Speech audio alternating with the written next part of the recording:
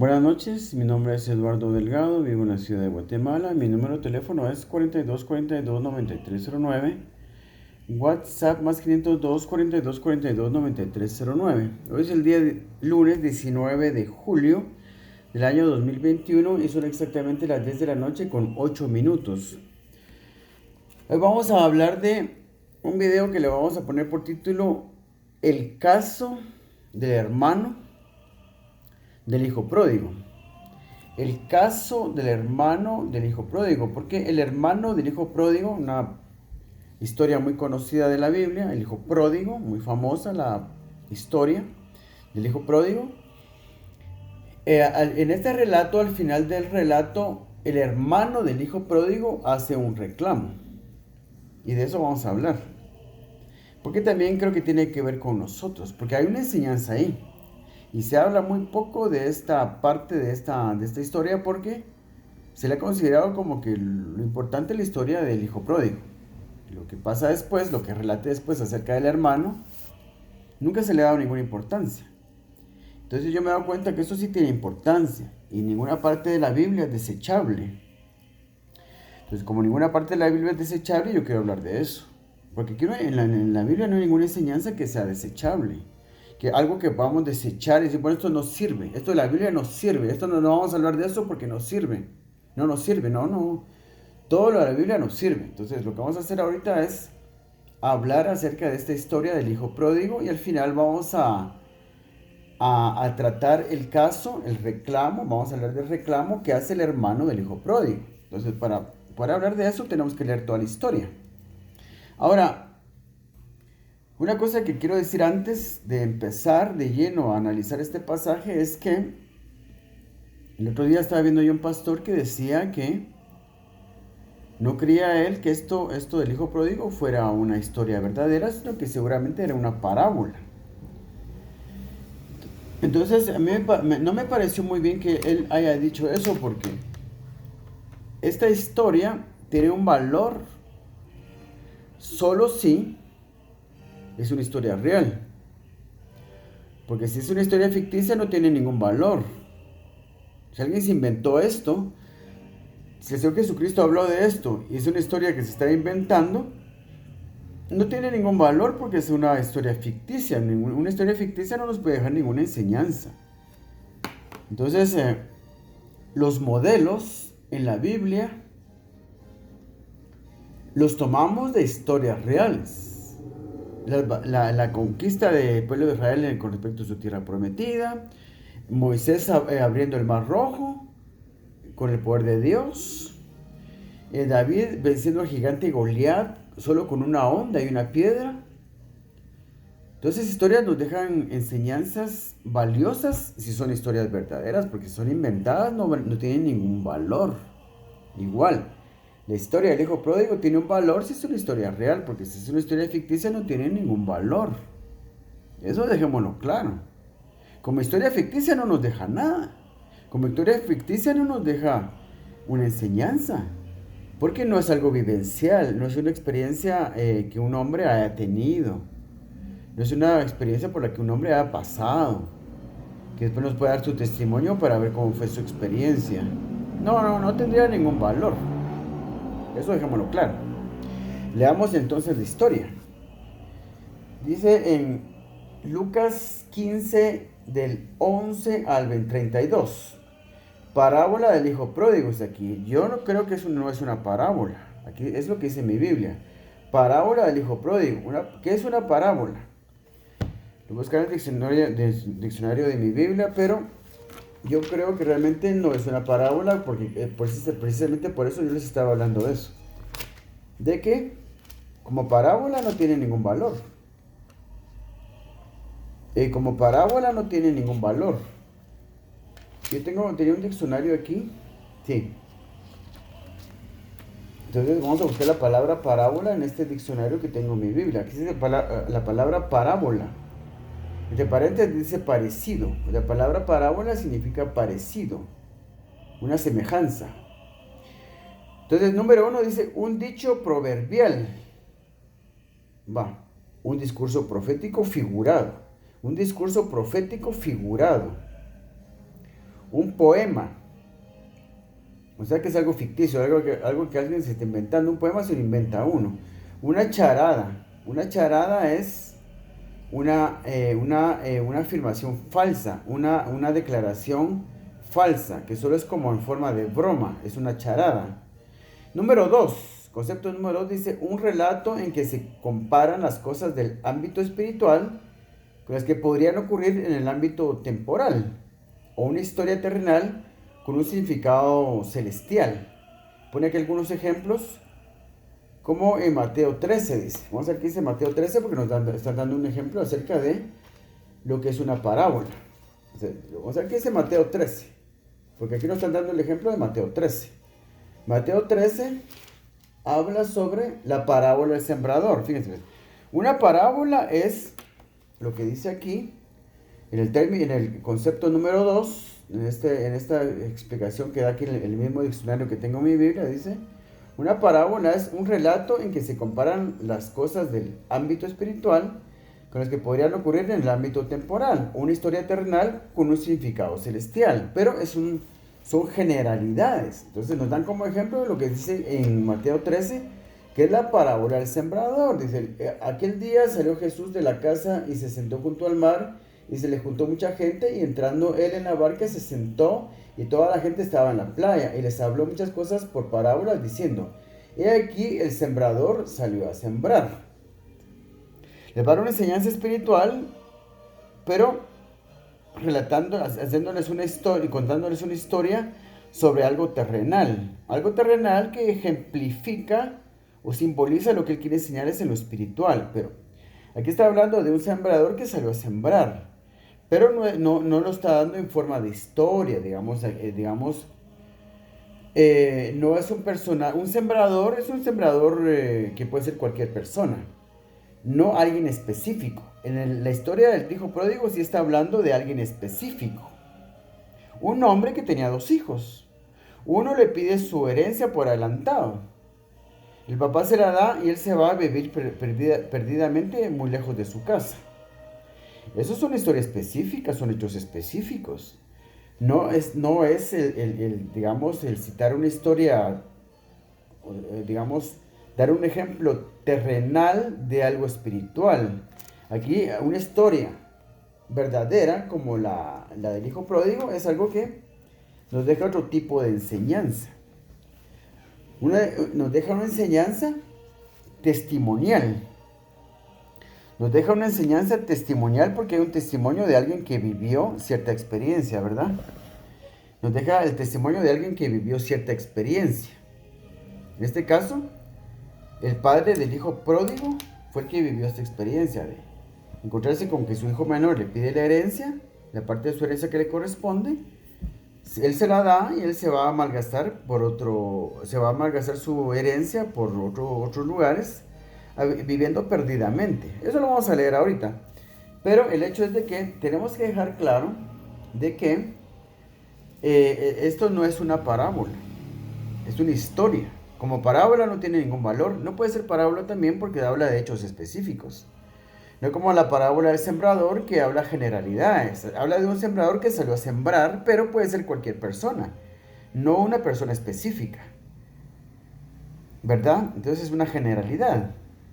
Entonces en la parábola del sembrador quiere decir que el sembrador salió a sembrar. Su semilla cayó en buena tierra, cayó entre espinos, cayó entre piedras, cayó en el camino, cayó en buena tierra. Pues ahí está la enseñanza espiritual, con una historia terrenal que es una generalidad.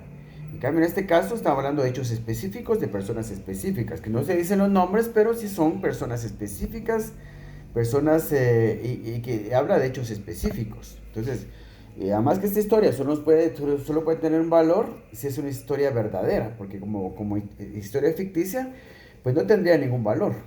Entonces leámoslo, eso que quede claro. Aquí pusieron parábola del hijo pródigo, pero no es una parábola, es una historia. También dijo, el Señor Jesús estaba hablando de otras cosas, después él dijo esto. También dijo, el Señor Jesús también dijo, un hombre tenía 2 hijos. El menor de ellos dijo a su padre, Padre, dame la parte de los bienes que me corresponde. y los repartió y les repartió los bienes. Fíjense pues. Fijémonos bien en lo que acabo de leer. Dice, les repartió los bienes. O sea, viene el hijo pequeño y reclama su parte de su herencia. Viene el padre, accede y le reparte a los dos hijos su herencia. Porque es lo que dice aquí. Y el menor de ellos dijo a su padre, Padre, dame la parte de los bienes que me corresponde. Y después dice, y les repartió los bienes. Les repartió a los dos hijos. Hay que tomar en cuenta aquí que habla que el hijo menor fue el que le pidió sus bienes, su parte de su herencia. Lo cual quiere decir que el otro hijo era el hijo mayor. El hijo mayor, según la ley de Moisés, según la ley de Dios, en la ley de Moisés, que debemos asumir que el Señor Jesucristo está contando la historia sobre personas de esa misma tierra, de ese mismo lugar, sometidas y sujetas a la ley de Moisés. Entonces, el hijo mayor, según la ley de Moisés, tenía el derecho al doble de la herencia. Tenía derecho al doble, fíjense pues, eso sí es. No les vamos a hacer el pasaje, pero eso es algo que es, digamos, muy conocido en la cultura judía. Pues eso me imagino que se practica hasta hoy todavía, que el hijo mayor, el primogénito, tiene derecho a doble porción de la herencia, ¿verdad? Eso lo vemos también cuando entre Jacob y Esaú, los hijos de Isaac, se disputan la primogenitura y la bendición de su padre Isaac. Tanto que Jacob se disfraza como el hermano con tal de robarse la bendición de Esaú, su hermano mayor. Su padre Isaac le cree que realmente él dice que es el otro hijo, Esaú, pero realmente es Jacob. Él le cree y le da la bendición del primogénito, pero una bendición mucho más rica. Entonces realmente encontramos ahí que realmente la bendición del hijo mayor es recibir el doble porción que la de los otros hijos. En este caso, dice que el padre le repartió la herencia. Entonces, dividió la herencia en tres. Dos partes eran para el hijo mayor y una tercera parte era para el hijo menor. Así es. Así fue. No podía ser de una forma diferente. Fíjense pues, sigamos leyendo. Y le repartió los bienes. No muchos días después, juntándolo todo, el hijo menor se fue lejos a una provincia apartada, y allí desperdició sus bienes viviendo perdidamente. Y cuando todo lo hubo malgastado, vino una gran hambre en aquella provincia y comenzó a faltarle. Y fue y se arrimó a uno de los ciudadanos de aquella tierra, el cual le envió a su hacienda para que apacentase cerdos. Entonces estaba buscando trabajo, pues cómo hacía para sobrevivir, porque ya se le había acabado todo el dinero que el papá le dio de su herencia. Ya no tenía ni para comer, entonces andaba buscando trabajo. Pues el único trabajo que consiguió fue ir a apacentar cerdos. Y deseaba llenar su vientre de las algarrobas que comían los cerdos, pero nadie le daba. Entonces a los cerdos les daban algarrobas para alimentarlos. La algarroba es una especie de grano grande como el haba, más o menos, como el haba. Y que más que todo sirve únicamente para alimentar ganado. No es digamos, una semilla que la puedan comer los seres humanos. Estas algarrobas son como una semilla grande, como, digamos, el haba. Que solo sirve para alimentar el ganado, a los animales. Aquí en este caso se lo dan a los cerdos. Entonces fue a su hacienda para apacentar cerdos y deseaba llenar su vientre de las algarrobas que comían los cerdos, pero nadie le daba. Estaba dispuesto a comer la comida de los cerdos, una comida que era solo para animales nada más, no era para seres humanos, pero les estaba muriendo de hambre. Estaba deseando comer de las algarrobas que comían los cerdos, pero nadie le daba. Y volviendo en sí dijo, ¿cuántos jornaleros en casa de mi padre tienen abundancia de pan y yo aquí perezco de hambre? Me levantaré, iré a mi padre y le diré, Padre, he pecado contra el cielo y contra ti. Ya no soy digno de ser llamado tu hijo. Hazme como uno de tus jornaleros. Eso fue lo que él estaba pensando. Ya no había ni qué hacer. Lo único que se le ocurrió es, bueno, enfrentar la realidad y decir, bueno, yo no estoy bien aquí, pues. No quiero apacentar cerdos, porque ni siquiera la comida de los cerdos me pueden dar. Me pagan bien poquito, me dan muy poca comida, porque algo tenían que pagar, ¿verdad?, por apacentar los cerdos. Pero se vio las penas que estaba pasando. Dijo, bueno, ¿qué sentido tiene que yo esté aquí cuando mi papá es rico? Tiene tierras, tiene ganado, tiene una hacienda donde tiene un montón de jornaleros que viven mejor. Están viviendo y comiendo mejor que yo. Yo pequé contra mi padre porque le pedí la parte de mi herencia, pues ya no hay nada más que él me pueda dar. Y se la pedí solo para malgastarla y desperdiciarla. ¿Con qué cara voy a llegar yo a mi papá, pues? De regreso a mi casa. ¿Con qué cara voy a llegar yo de regreso a mi casa a ver a mi papá? Entonces él dijo, bueno, voy a ir, pero voy a llegar arrepentido, voy a reconocer mis faltas, mi pecado, porque por egoísta y por torpe, por tonto, yo hice todo esto. Y perdí mi herencia. Le voy a pedir perdón a mi padre, así que por favor me dé trabajo para que yo pueda subsistir y estar en una mejor situación. Pues voy a llegar humillado. Eso fue lo que él estaba pensando aquí, ¿verdad? Entonces vamos a retomar la lectura, que ahorita sí ya me perdí. Entonces él estaba pensando eso, me levantaré e iré a mi padre y le diré, Padre, he pecado contra el cielo y contra ti, ya no soy digno de ser llamado tu hijo. Hazme como a uno de tus jornaleros. Y levantándose vino a su padre. Y cuando aún estaba lejos, fíjense pues la reacción del papá. Y levantándose vino a su padre, y cuando aún estaba lejos, lo vio su padre, y fue movido a misericordia. Y corrió y se echó sobre su cuello y le besó. Y el hijo le dijo, Padre, he pecado contra el cielo y contra ti, y ya no soy digno de ser llamado tu hijo. Pero el padre dijo a sus siervos, sacad el mejor vestido y vestirle, y poned un anillo en su mano, y calzado en sus pies. Fíjense pues.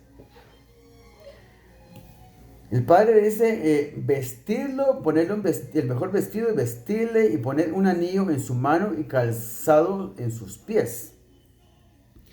Entonces, que le haya puesto un anillo en su mano significa que lo estaba volviendo a su actual situación, a su anterior situación. Le estaba dando de su autoridad para que los siervos lo respetaran. Por eso le dio el anillo. El anillo significa autoridad.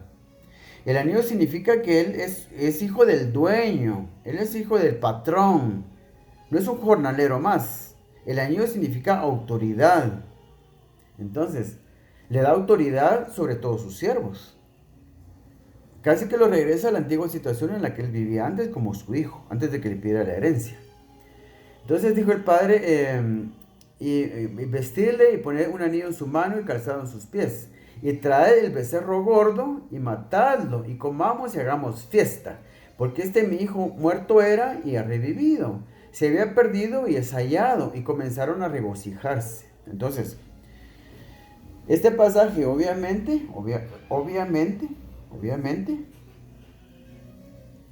significa, es una analogía de lo que es el pecador arrepentido.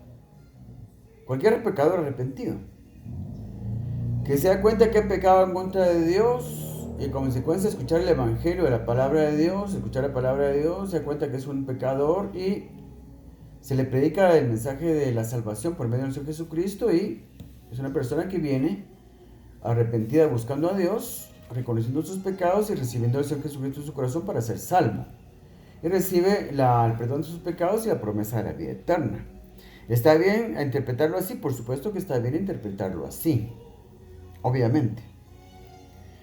Porque yo pienso que primariamente es lo que significa esta historia. La historia del hombre arrepentido. La historia del hombre es una analogía del hombre arrepentido que reconoce sus pecados y recibe a Jesucristo en su corazón para ser salvo. Viene al Padre suplicando su perdón por medio de Jesucristo. El Padre lo recibe con amor y hace fiesta, y dice de la Biblia que hay fiesta en los cielos cada vez que un pecador se arrepiente. Por eso el padre aquí del hijo pródigo hizo fiesta también, porque es lo mismo que pasa en el cielo cuando un pecador se arrepiente. Hay fiesta en los cielos. Pero en realidad eso no significa que no podamos sacar otras enseñanzas de este mismo pasaje. Porque digamos, en lo que vamos a leer ahorita, después de que ya se declara que el papá va a hacer fiesta por su hijo que acaba de regresar, porque muerto era y ha revivido, va a hacer fiesta, pero después el relato sigue. Y relata algo diferente. Porque otra enseñanza nos quiere dar. Pero de eso nunca se habla. Pocos he escuchado yo que hablan de eso. Es lo que vamos a ver ahorita. Dice, y trae el becerro gordo y matarlo y comamos y hagamos fiesta. Porque mi hijo muerto era y ha revivido, se había perdido y es hallado. Y comenzaron a regocijarse. Fíjense, pues aquí viene la segunda enseñanza. Y su hijo mayor, ahora ya presentamos el caso, el reclamo del hijo mayor. De eso se trata este video. Y su hijo mayor estaba en el campo. Estaba en el campo. Cuando vino y llegó cerca de la casa, oyó la música y las danzas. Y llamando a uno de los criados, le preguntó qué era aquello. Y él le dijo, tu hermano ha venido, y tu padre ha hecho matar al becerro gordo, por haberle recibido bueno y sano. Entonces se enojó y no quería entrar. Salió por tanto su padre y le rogaba que entrase. Mas él respondió y dijo al padre, he aquí tantos años te sirvo, no habiéndote desobedecido jamás, y nunca me has dado ni un cabrito para gozarme con mis amigos. Pero cuando vino tu hijo, que ha consumido tus bienes con rameras, has hecho matar para él el becerro gordo. Él entonces le dijo, fíjense pues, dejémoslo ahí. Yo me pregunto, ¿cómo es que este hermano mayor sabía que el otro se había ido a gastar su dinero en rameras? Digo yo, bueno, tenían Facebook, o tenían WhatsApp, o tenían internet, o ese muchacho salió en las noticias de Noticiete, digo yo, para saber qué es lo que había hecho con su dinero, porque si no lo habían visto, si no sabían nada de él, ¿cómo es que se sabía que se había gastado su herencia en prostitutas y en cantinas y todo eso? Pues indudablemente que la información igualmente corría en aquel tiempo de una forma u otra, ¿verdad? Entonces, porque eso era verdad, lo que le estaba diciendo. Entonces, vamos a terminar el pasaje, ya falta poco para que terminemos este pasaje, pero se dan cuenta de que es un buen pedazo de pasaje, un buen pedazo esta fracción de la lectura de este capítulo 15, que habla del hermano del hijo pródigo. O sea que esta historia no se trataba solo de hablar del hijo pródigo, porque el párrafo que habla del hermano del hijo pródigo es grandecito, no es chiquito, es grandecito. Ya no tiene nada que ver con la otra historia del hijo arrepentido que confiesa su pecado, viene a pedir perdón, es recibido por el Padre con amor, es restaurado a su anterior situación. Aquí estamos hablando de algo diferente. Tenemos que tener entendimiento para comprender que ningún pasaje de la Biblia es despreciable. Porque ningún pasaje de la Biblia es despreciable. Entonces, ¿de qué aprendemos algo? Vamos a terminar la lectura y después vamos a comentar esto. Entonces le dijo, pero cuando vino tu hijo que ha consumido tus bienes con rameras, has hecho matar para él el becerro gordo. Él entonces le dijo, hijo, tú siempre estás conmigo, y todas mis cosas son tuyas. Mas era necesario hacer fiesta y regocijarnos, porque tu hermano era muerto y ha revivido. Se había perdido y es hallado. Ahí termina el capítulo 15 de Lucas 14. Fíjense pues, lo que el hermano mayor del hijo pródigo está reclamando. Es extraño, de verdad. Es extraño porque cuando empezamos a leer la historia, dice que el papá le repartió los bienes a los dos. Entonces, mírense pues, vamos a regresar un poquito al mero principio. Un hombre tenía 2 hijos, y el menor de ellos dijo a su padre, Padre, dame la parte de los bienes que me corresponde. y les repartió los bienes. Y les repartió los bienes a los dos. Entonces al hijo mayor le dejó, repartió todos los bienes en tres partes. Al hijo mayor le dio 2/3 de toda la hacienda y todo lo que tenía el señor, todos los vehículos, el pick-up grande que tenía, la camioneta de 6 pasajeros, la Suburban, también el Jeep, también el helicóptero, el jet privado que tenía el señor y también las mansiones que tenía y bueno, todo lo que tenía, la colección de autos antiguos que tenía, todo lo repartió en tres partes. Las cuentas de banco, el dinero en el banco lo repartió en tres. Todo lo repartió en tres porque dos partes, 2/3 de la herencia, de las propiedades eran para el hijo mayor. Y eso es así. Y 1/3 era para el hijo menor. A los dos les repartió la herencia, a los dos les dio su herencia. No se entiende por qué ahora el hijo mayor viene a reclamar que nunca le da al padre ni un cabrito para comer, para divertirse para comer y divertirse con pasarla bien con sus amigos, pues. ¿Por qué es lo que está reclamando aquí? Vamos a volver a leer el reclamo del hijo mayor, del hijo pródigo. Pues, fíjense pues. Y es grande este pasaje de verdad. Es grande este pasaje de verdad. Son de varios versículos. O sea que aquí el Señor nos quiere dar una enseñanza importante. Entonces, tu hermano ha venido y tu padre ha hecho matar el becerro gordo. Aquí un sirviente le está relatando lo que pasó porque él viene del campo. Tu hermano ha venido y tu padre ha hecho matar el becerro gordo por haberle recibido bueno y sano. Entonces se enojó y no quería entrar. Salió por tanto su padre y le rogaba que entrase. Mas él respondiendo dijo al padre: he aquí tantos años te sirvo. Fíjense pues, he aquí tantos años te sirvo, no habiéndote desobedecido jamás. Y nunca me has dado ni un cabrito para gozarme con mis amigos. Es extraño, fíjense pues. Si él no le había desobedecido jamás y le había servido tantos años te sirvo, no habiéndote desobedecido jamás. Si tantos años le había servido sin haberle desobedecido jamás, este muchacho tenía grande gracia y favor delante de su padre, obviamente. El padre lo tenía en alta estima. Decía, bueno, este es mi hijo, esta es mi mano derecha, en él me apoyo yo. Este hijo tenía mucho valor para el padre, le era más útil al padre que el otro no le servía, pero para nada le servía el otro. El otro no le servía para nada le servía.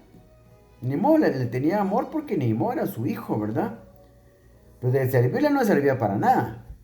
No, bueno, para nada, pues. Tal vez ahora que tuvo toda esa experiencia mala, pues reconoció sus errores, tal vez ahora cambie y se convierte en una persona trabajadora, honrada y próspera, que teme a Dios y vive conforme a su palabra. Pero antes de eso, pues, era completamente inútil para el padre. El otro hijo, que le había servido tantos años, sin haberle desobedecido jamás, era el dueño de todo lo que tenía el padre.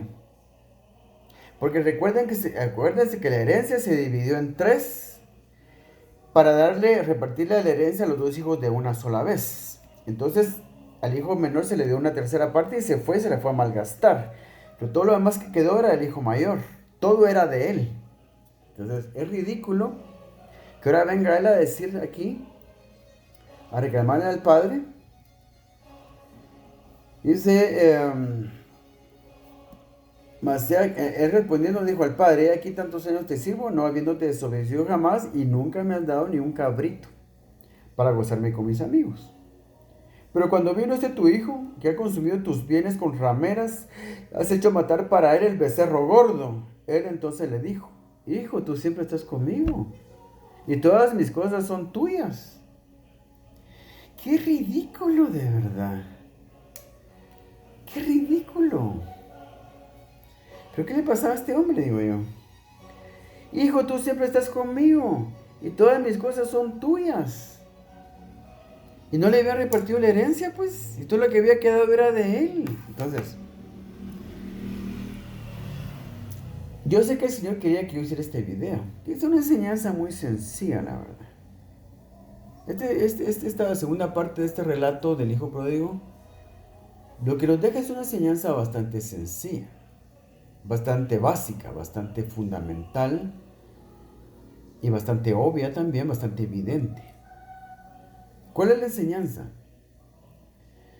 Que nosotros los cristianos, digamos los pastores, los siervos de Dios, estamos sirviendo a Dios, los miembros de la iglesia que no sean pastores, que son, digamos, diáconos. Yo en mi iglesia, en la Fraternidad Cristiana de Guatemala, que es mi iglesia donde yo asisto, he conocido a muchas personas que me han dicho, miren, nosotros tenemos que llegar hasta las 5:30 de la mañana, no, a las 6 de la mañana, entre 6:30, entre 6 y 6:30 tenemos una reunión entre todos los servidores.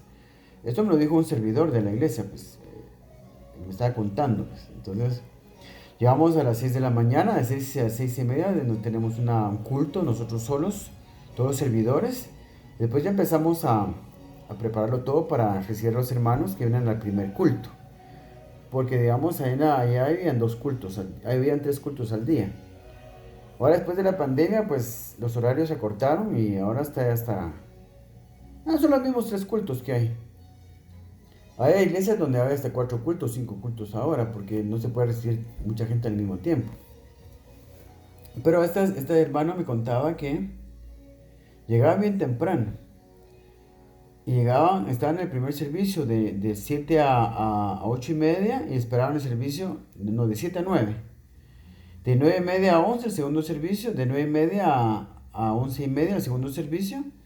Y se esperaban al tercer servicio de 12 a 1:30 más o menos, 1:40, 1:45 más o menos. Cerca de las 2 de la tarde. Se pasaban todo el día en la iglesia. Llegaban bien temprano. Entonces, a veces muchos de estos hermanos ni carro tenían. Algunos no tenían ni carro. Conocí a una hermana también que iba a una célula conmigo, que eran servidores con su esposo y no tenían carro. ¿Cómo llegaban? Yo creo que tenían que pagar taxi, porque en la mañana que nos iba a llevar, pues tenían que pagar taxi. Les salía caro. Y se pasaban todo el día en la iglesia, todo el día domingo. Entonces, yo digo, y los pastores que digamos han servido a Dios, mi papá fue pastor también. Nosotros éramos pobres, mi papá nunca fue un pastor rico, y la mayoría de los pastores no son ricos. La mayoría de los pastores no son ricos. Entonces, ¿el punto cuál es? El punto de esta enseñanza es que,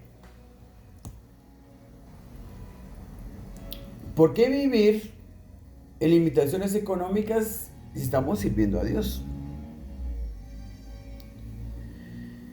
¿Cómo cambiar esta situación? Siervos de Dios que no tienen recursos económicos. ¿Cómo puede ser eso posible?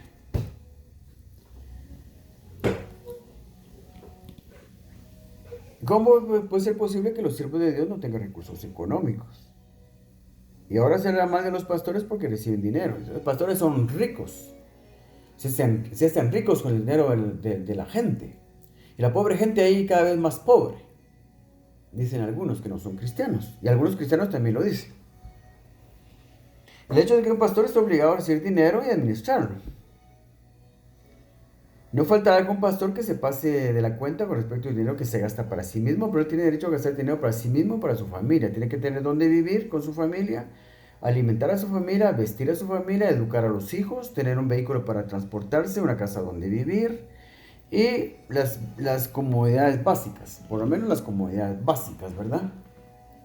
Pero yo lo que digo es que el hecho es, y que la verdad es, de que nosotros los hijos de Dios somos los hijos obedientes del Padre.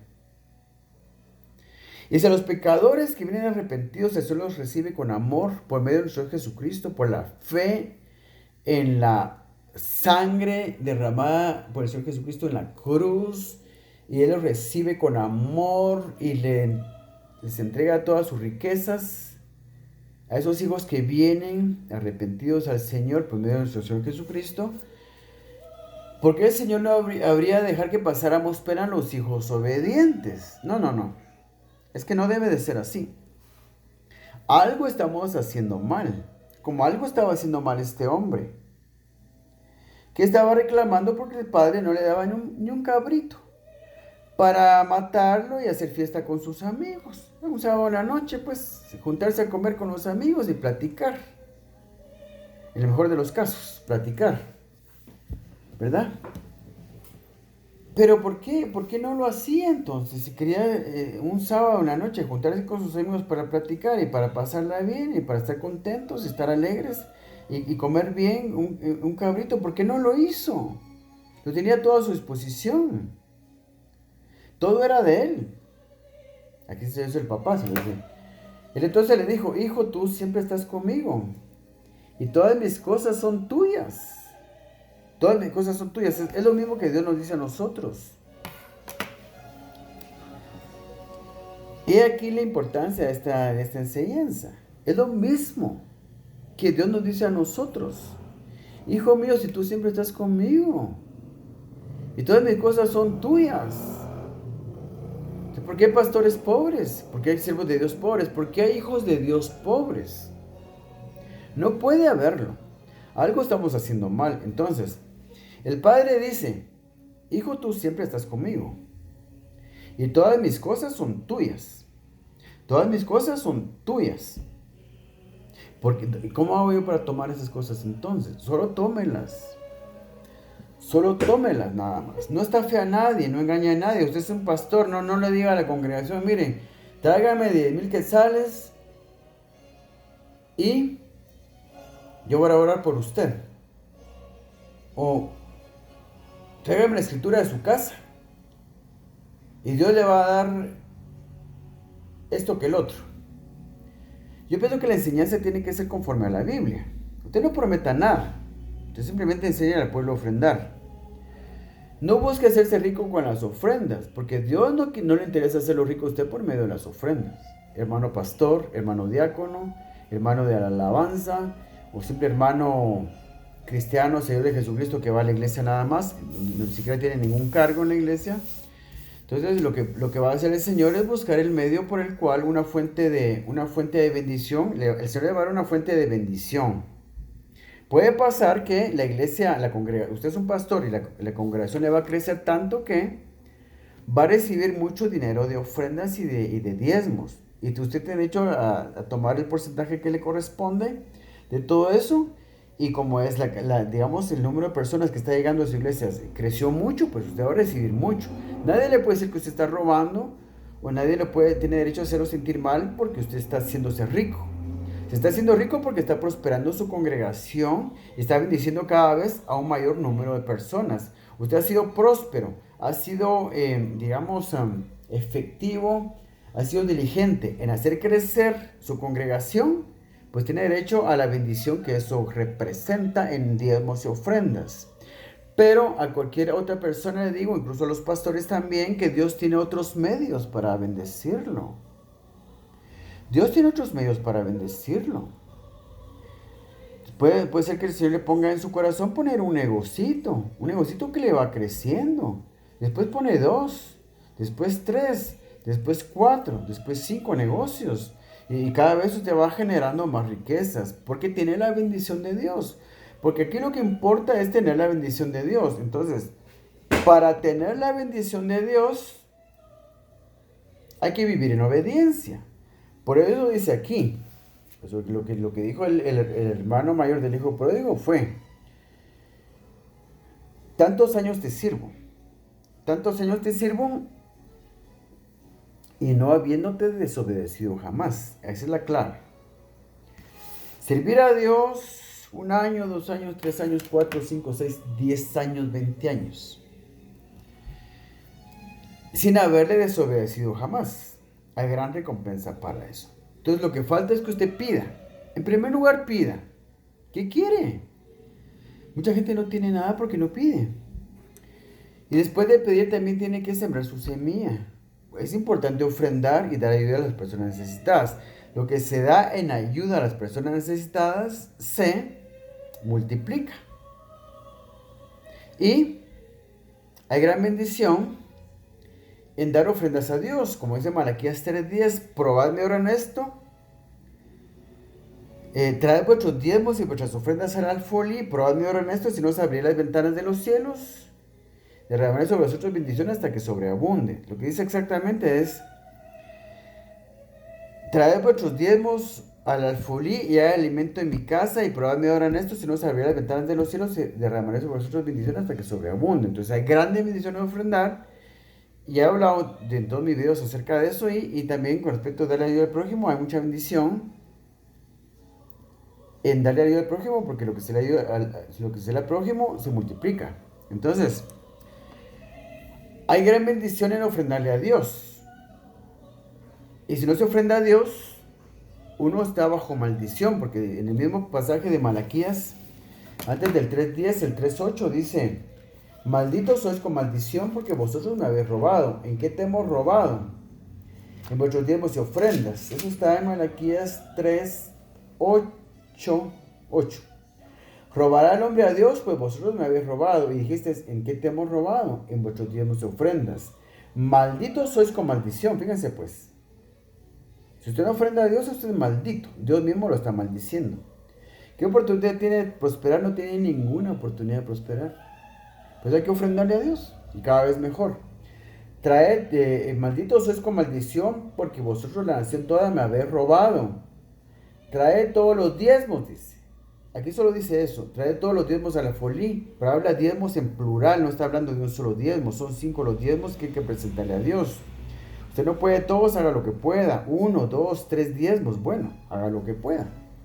Y la promesa es, trae todos los diezmos al alfolí y hay alimento en mi casa, y probadme ahora en esto, dice Jehová de los ejércitos, si no os abrir las ventanas de los cielos y derramaré sobre vosotros bendición hasta que sobreabunde. Entonces, quedamos claros que con que ofrendarle a Dios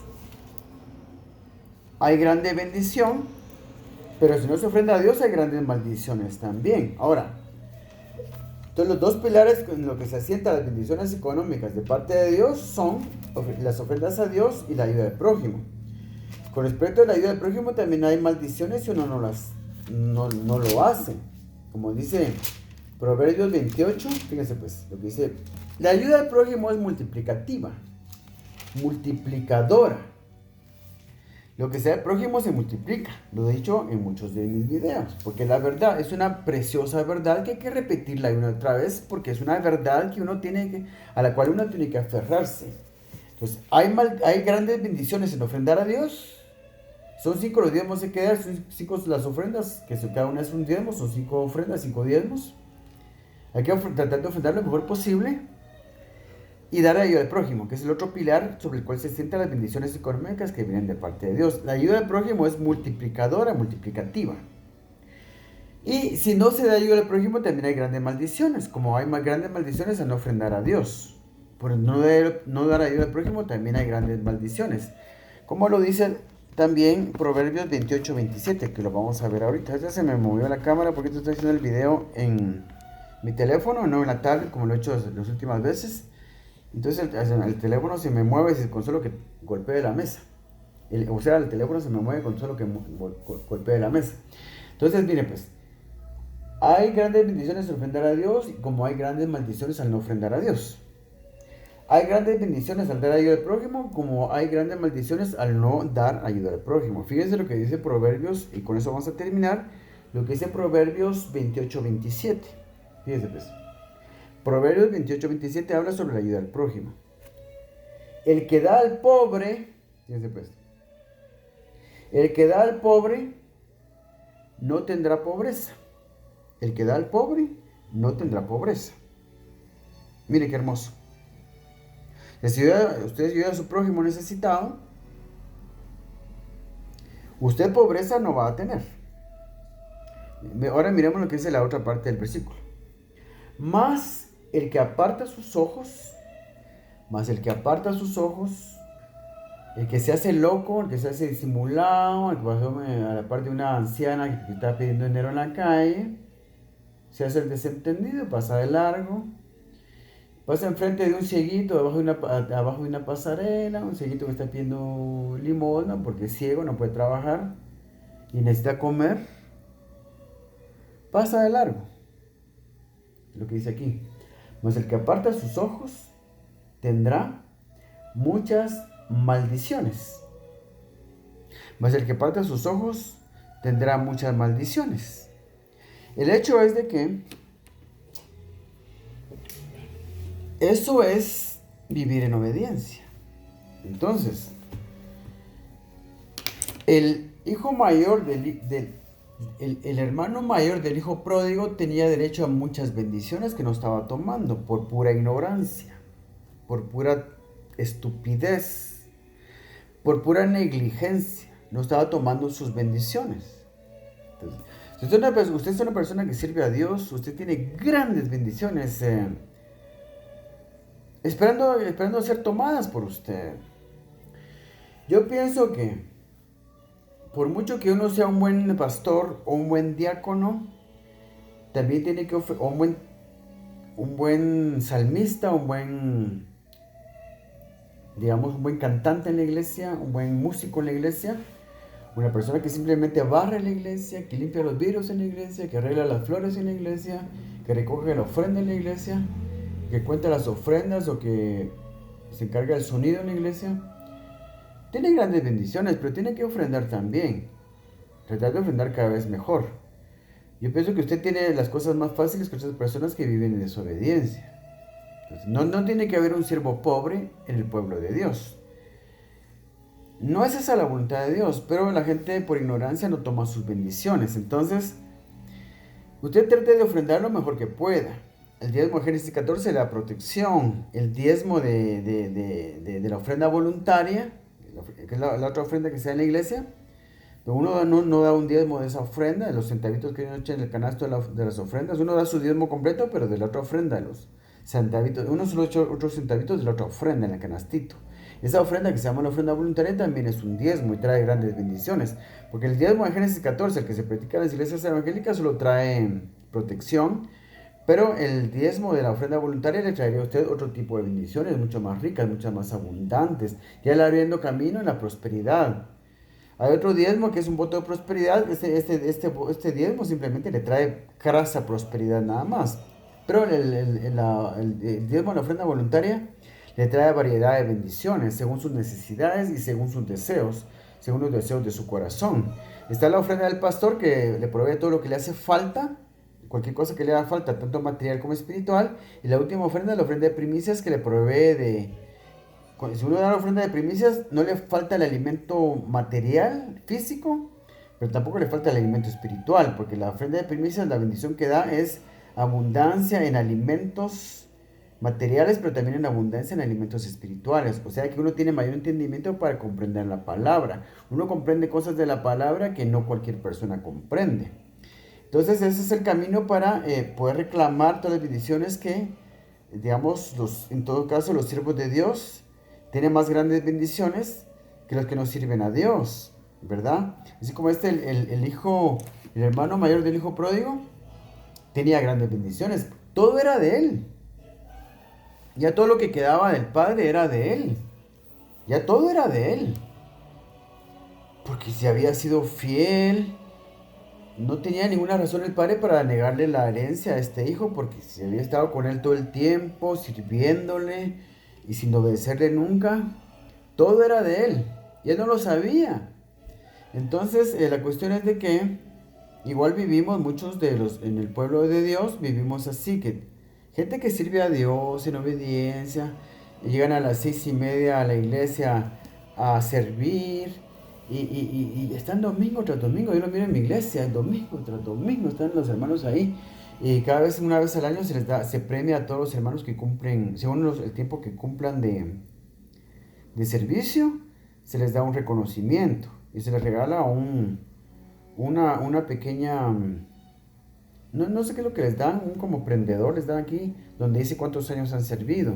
Hay gente que ha servido 5 años, le dan su prendedor que dice 5 años, otros que han servido 10, otros que han servido 15, otros que han servido 20, otros 25, 30. Hay hermanos que han llegado a los 50 años de servicio, creo yo, ¿no? A los 40 años que han llegado algunos. 40 años de servicio, porque la iglesia tiene como 40 años. Un poco más de 40 años creo que tiene. Entonces, el hecho es de que, así como la iglesia se premia a las personas que, según los años de servicio, también Dios tiene grandes bendiciones para las personas que lo han servido. Pero tenemos que cumplir y vivir en obediencia a la palabra de Dios y cumplir con nuestras ofrendas en la ayuda del prójimo. Que Dios los bendiga.